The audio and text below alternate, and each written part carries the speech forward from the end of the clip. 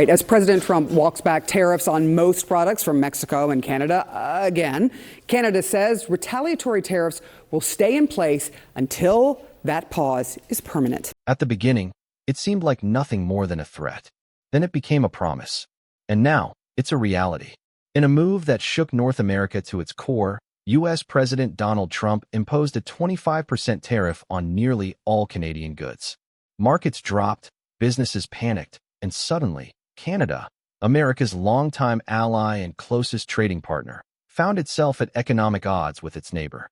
But rather than back down, Canada responded in a way that few had anticipated.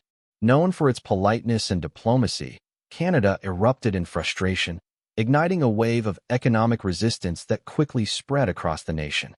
Businesses, consumers, and politicians alike began making dramatic shifts. Some opted to boycott American-made products entirely, while others sought Canadian or European alternatives to replace U.S. goods. At Graham's Pizza, a small yet beloved pizza spot in Toronto, owner Graham Paler took immediate action. Gone were the Californian tomatoes, Ohio-made pepperoni, and even Coca-Cola. Instead, he replaced them with Italian tomatoes, locally sourced meats, and sparkling water sweetened with maple syrup. His message to his customers was unmistakable. If Trump wanted to squeeze Canada's economy, Canadians would respond in their own way.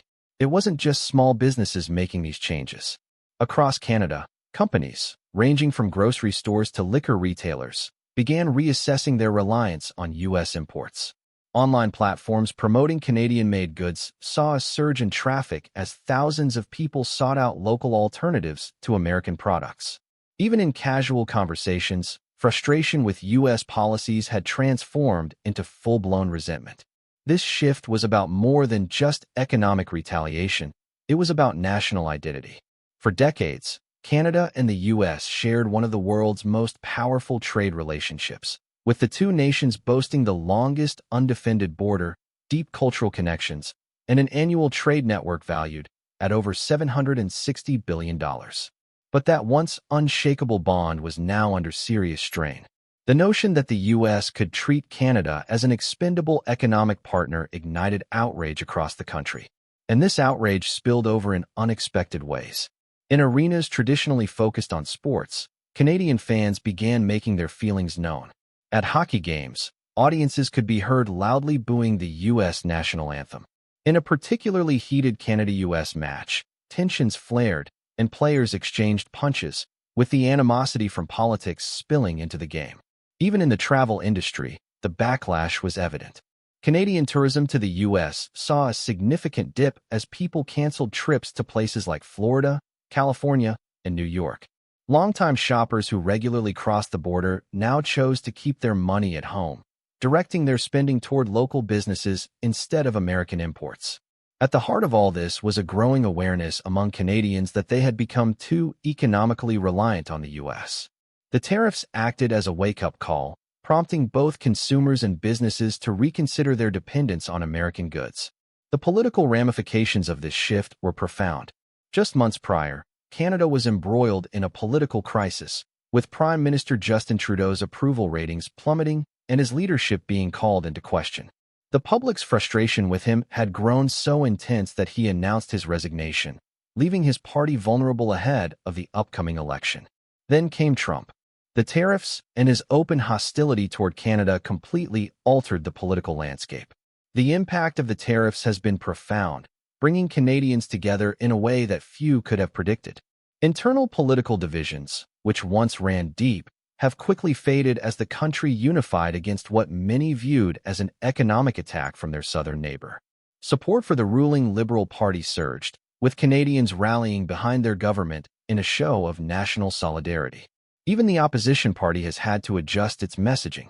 Conservative leader Pierre Poilievre, who was widely expected to be Canada's next prime minister, has been forced to shift his campaign focus.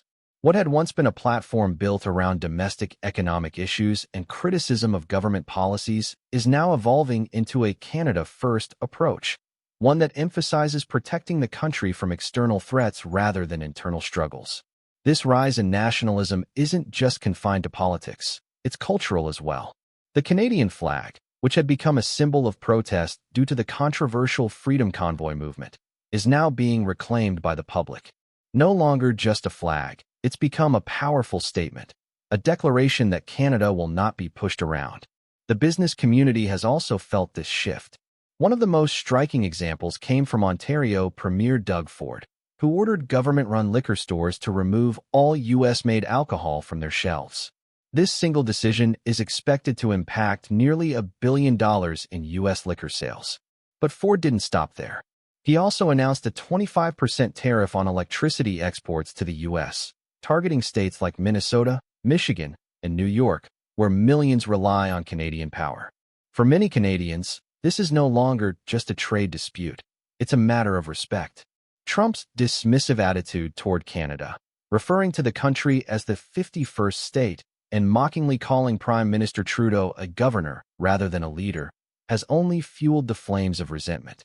What was once a relationship built on mutual cooperation now feels like one of forced submission.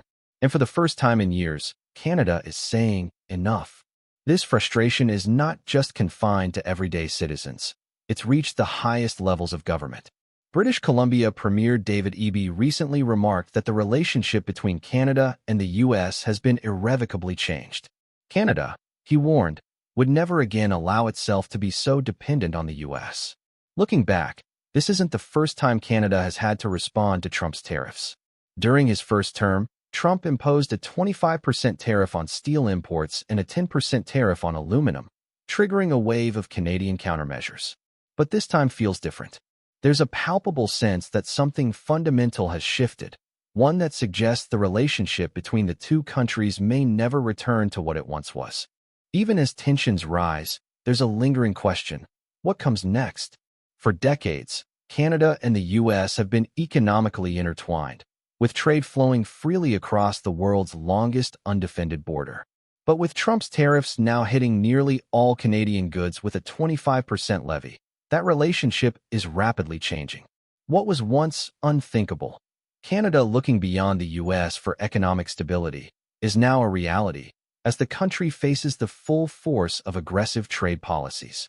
Canadian leaders, businesses, and consumers are now being forced to reassess their dependence on American markets. The numbers tell the story clearly. Canada is the largest energy supplier to the United States, providing over 50% of America's imported oil and nearly all of its imported natural gas. Cross-border power grids also mean that millions of American homes depend on Canadian electricity. And when it comes to critical minerals, resources necessary for everything from smartphones to electric vehicles, Canada has long been a cornerstone of the U.S. supply chain. In short, Canada has been essential to America's energy security. But now, everything is shifting. With tariffs making trade with the U.S. increasingly unpredictable, Canada is accelerating its efforts to diversify its trade relationships. Instead of sending the bulk of its oil, gas, and minerals to the U.S., Canada is now looking to Europe and Asia, two regions eager to establish stable, long-term energy partnerships. One of the most significant changes is occurring in the oil and gas sector. For years, Canadian crude oil has flowed south into the U.S., where American refineries rely on Alberta's heavy oil to produce fuel and other petroleum products. But the expansion of the Trans Mountain Pipeline has opened up a whole new world of possibilities. With nearly triple the capacity to ship oil to the Pacific coast, Canada can now send its resources to energy-hungry nations like Japan and South Korea. No longer bound by the U.S. as its primary energy partner, Canada is positioning itself as a global energy supplier. Europe, too, is emerging as a key player in Canada's energy future. The war in Ukraine has forced European countries to rethink their dependence on Russian energy, creating a demand for reliable alternatives. With its vast natural gas reserves, Canada is stepping in to fill the gap. Liquefied natural gas projects along Canada's east and west coasts are being fast-tracked, with plans to export gas to both Europe and Asia. If successful, this move could permanently reduce Canada's reliance on the U.S. as its main energy customer. But it's not just about energy. Canada's broader trade diversification strategy is moving forward rapidly, with the European Union playing a central role. The Comprehensive Economic and Trade Agreement, signed in 2016, has given Canadian businesses preferential access to European markets. While the deal hasn't yet been fully ratified across all EU member states, it has already eliminated tariffs on nearly all goods moving between Canada and Europe. This means Canadian products, from food to manufactured goods, can now compete more easily in one of the world's largest economies. For businesses, this opens up new avenues for growth, reducing their dependency on the U.S. and allowing them to tap into a broader global market. For decades, the United States was Canada's natural economic partner. The shared language, geographic proximity, and existing trade agreements made the U.S. an easy and convenient market for Canadian industries. But with the current political climate creating uncertainty around American trade, European markets have suddenly become much more appealing. The shift, however, isn't without its challenges. Despite the opportunities presented by the Comprehensive Economic and Trade Agreement, the ratification process has been slow. Some European countries, such as Italy, Ireland, and Poland, have yet to approve the agreement, citing concerns over corporate power, food safety standards, and national sovereignty. The situation has been further complicated by Brexit. While the UK was one of the first countries to ratify CETA, it has since left the EU, requiring Canada to negotiate a separate trade agreement with Britain.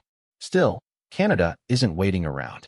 Businesses are already leveraging the deal, and if full ratification occurs, the European market could become an even stronger alternative to the US. In fact, trade between Canada and the EU has already seen significant growth since the provisional implementation of CETA, proving that diversification isn't just a theoretical idea, it's happening in real time. As Canada distances itself from economic reliance on the US, Asia is also emerging as an important player. Countries like Japan and South Korea are not only seeking energy supplies, but are also eager for trade partnerships in sectors like technology, manufacturing, and agriculture. With the U.S. shifting towards protectionism, Canada is building stronger ties with these Asian economies, ensuring it has multiple avenues for economic growth. For decades, Canada didn't need to look far for economic partners. The U.S. was the default. But with Trump's tariffs, Canada has been forced to do what it probably should have done years ago: diversify. This shift won't be immediate, and challenges remain, but the direction is clear.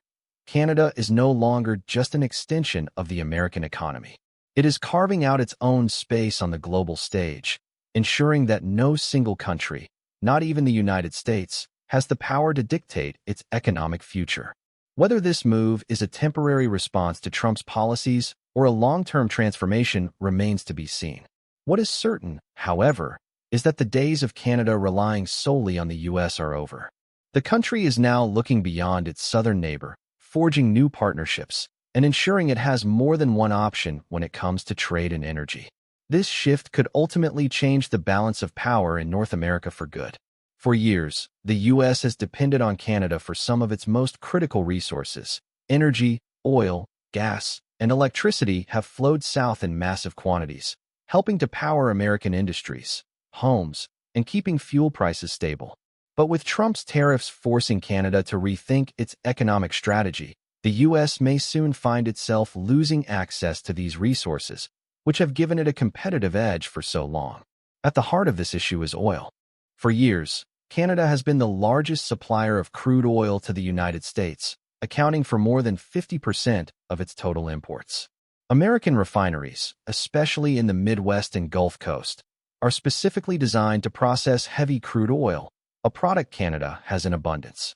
Without this steady supply, these refineries would need to look elsewhere, potentially to Venezuela or the Middle East, regions that come with far greater political and economic risks. However, the shift is already underway. The expansion of the Trans Mountain Pipeline has nearly tripled Canada's capacity to ship oil directly to international markets. This means that instead of sending the bulk of its crude to U.S. refineries, Canada can now look to Asia, where demand for energy is rising. Countries like Japan and South Korea, eager to reduce their dependence on Middle Eastern oil, are ready to embrace this new source of supply. Natural gas is another key factor. While the U.S. remains the world's largest producer of natural gas, its domestic consumption is growing at such a fast pace that it could soon outstrip supply. Industries like data centers, artificial intelligence, and high-tech manufacturing are driving this rapid demand. For years, Canada has been a crucial supplier, providing nearly all of the U.S.'s imported natural gas. But now, Canada is shifting its focus to Europe and Asia. The European Union, still scrambling to replace Russian gas, sees Canada as a reliable and stable alternative. Liquefied natural gas projects along Canada's coasts are being fast-tracked, with plans to export billions of cubic feet of LNG daily to European and Asian markets. If Canada fully commits to this pivot, the U.S. could soon find itself competing for the natural gas that once flowed freely across the border. Electricity is another area where Canada could further disrupt U.S. energy security. For decades, Canada has been a major supplier of clean, low-cost electricity to American states. More than 30 cross-border transmission lines connect Canadian provinces to U.S. states, stabilizing the energy grid and keeping prices low. But as tensions rise, Canada is rethinking the scope of this relationship. Ontario has already announced a 25% tariff on electricity exports to the U.S., which will directly impact millions of American homes in states like Minnesota, Michigan, and New York. If other provinces follow Ontario's lead, the U.S. could face rising energy costs at a time when demand for power is already increasing. The geopolitical implications of this energy shift are enormous. For decades, the U.S. has maintained a position of strength partly due to its access to Canada's cheap and reliable resources. Losing that advantage would force Washington to rethink its entire energy strategy, potentially making it more dependent on OPEC nations or unstable energy markets. At the same time, Canada's decision to diversify its energy exports isn't merely a reaction to U.S. tariffs. It's about securing its long-term future. Relying too heavily on the U.S. has left Canada vulnerable, where a single political decision could cause major economic disruption. By expanding its trade with Europe and Asia, Canada is ensuring that no single country has too much influence over its energy future. The U.S. isn't blind to this shift. Despite the tariffs, American officials are quietly working behind the scenes to ensure that Canadian energy imports continue to flow. The decision to impose a lower 10% tariff on Canadian oil, compared to the 25% tariffs on other goods, shows how crucial these resources are to the U.S. economy. However, the damage may already be done. Canada's growing energy diversification could reshape the balance of power in North America, leaving the U.S. more dependent on unstable energy markets while Canada secures its place as a global energy player. Once Canada fully establishes new energy partnerships with Europe and Asia, the incentive to revert to old patterns of trade with the U.S. will diminish significantly. Long-term contracts, infrastructure investments, and new trade agreements will solidify these relationships, making it increasingly difficult for the U.S. to regain its privileged position as Canada's primary energy customer. For the first time in decades, the balance of power in North America's energy market is shifting. Canada is no longer willing to be a passive supplier dependent on U.S. policies. It is taking control of its resources and seeking partners who prioritize long-term stability over political maneuvering. If the U.S. isn't careful, it may find itself on the outside, looking in. This shift isn't just economic, it's geopolitical. Energy security has always been a cornerstone of U.S. global strategy, and losing Canada as a reliable supplier could force a major realignment in how the U.S. approaches both trade and diplomacy. The growing rift between Canada and the United States isn't merely about trade. It signals a fundamental change in the balance of power in North America. For decades, the U.S. has assumed that Canada would always be a reliable partner, steadfast in supplying resources and aligning itself with American economic interests. But with Trump's tariffs pushing Canada to rethink its priorities, that assumption is now being tested like never before. What happens when your closest ally decides it no longer needs you? That's the question now confronting Washington, as Canada accelerates its efforts to establish stronger trade relationships with Europe and Asia. The immediate effects of the tariffs have been clear: businesses scrambling to adapt, consumers boycotting American products, and rising political tensions. But the long-term consequences could be even more profound. For Canada, this isn't a temporary shift. It's laying the foundation for a more independent economic future, one that isn't tethered so closely to U.S. policies. By diversifying its trade partnerships and expanding energy exports beyond North America, Canada is ensuring that no single country can use economic pressure as leverage. This strategy, long overdue, has become a necessity, forced into action by Trump's policies. The risks for the U.S. are growing. If Canada secures long-term energy deals with European and Asian countries, Washington will lose one of its most stable and cost-effective resource suppliers. Oil, gas, electricity, and critical minerals, once flowing freely into the U.S., could now be directed toward markets that offer better trade conditions. American industries that rely on Canadian resources may find themselves facing higher prices or scrambling to secure alternative supplies. But the impact isn't purely economic. Losing Canada as a primary supplier weakens the U.S.'s geopolitical position, altering the power dynamics in North America and beyond. For decades, the ability to supply allies with reliable energy resources has been a cornerstone of American influence.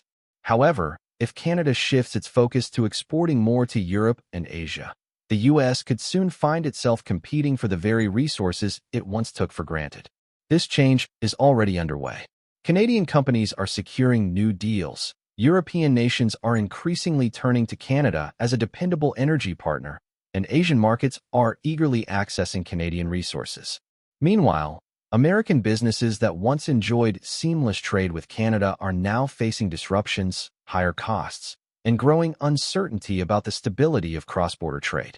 Some U.S. officials are starting to recognize the risks of alienating Canada.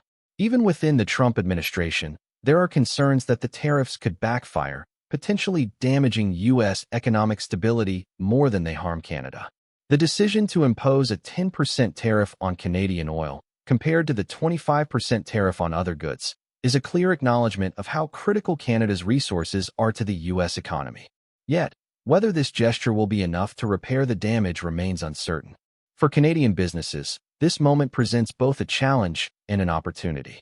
While some industries have struggled to adjust to the abrupt changes, others are embracing the shift, seeking out new markets, and solidifying trade relationships that could endure for decades. Canada's energy, manufacturing, and technology sectors are all finding ways to move beyond their historical dependence on the U.S., ultimately creating a more resilient and self-sufficient economy. The pressing question now is whether this shift will last. Will Canada continue to fully integrate itself into European and Asian markets, or will political and economic pressures eventually pull both nations back toward a closer partnership with the U.S.? One thing is clear. This is not merely a temporary trade dispute. The effects of Trump's tariffs have forced Canada to reevaluate its entire economic strategy, and the decisions made today will shape the country's future for years to come. The once unbreakable U.S.-Canada relationship has been fundamentally altered, perhaps forever. For Americans, the reality is becoming increasingly clear. Canada is no longer just the quiet neighbor to the north, following Washington's lead. It is an economic powerhouse in its own right, showing that it can stand independently. If the U.S. hopes to keep Canada as a close economic partner, it may need to reconsider its approach before it's too late. Because once Canada solidifies itself as a major player in the global market, it may have little reason to look back.